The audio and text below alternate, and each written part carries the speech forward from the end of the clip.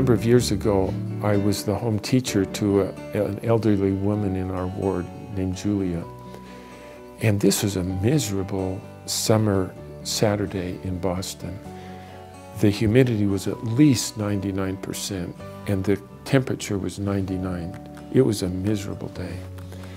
And I just thought I better go over and see Julia to be sure that she's okay. And when I went in, I said, Julia, something has died in this house.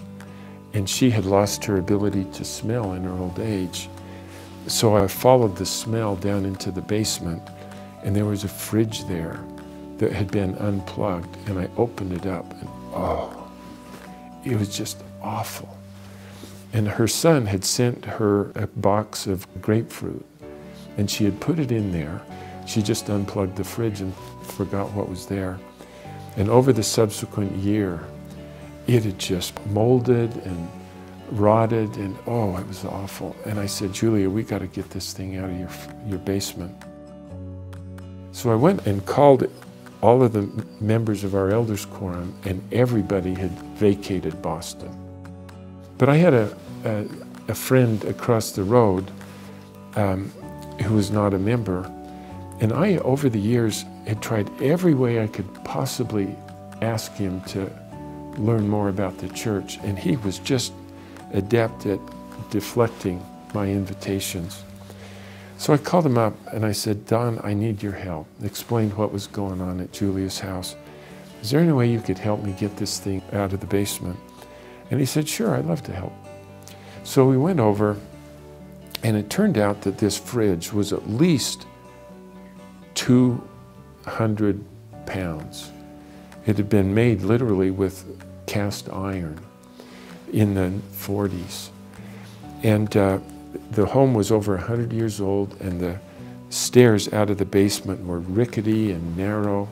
We had to take the handles off of the stairs, and it took us 2 hours, 99% humidity, to get that baby out of the basement.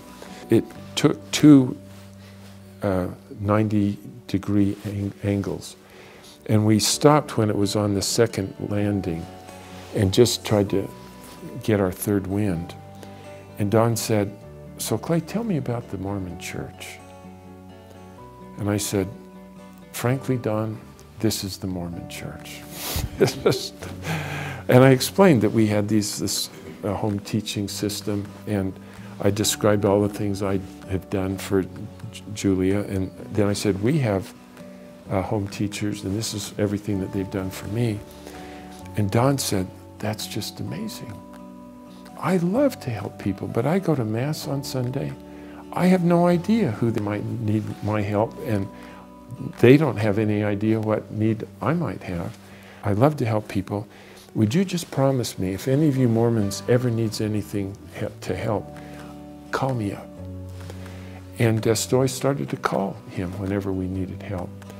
And within about a couple of months, I invited him, would you like to know what makes the Mormons tick? And he said, yeah, I really would. And he needed to be needed. And when we serve the Lord, we feel the Spirit. When people who are not yet baptized serve the Lord, they can feel the Spirit too. And what I found is whenever I invite somebody to help me in my serving in the church, I have never been turned down. Not all of them have accepted the gospel, but all of them have learned a lot about our church, and many of them have felt the Spirit.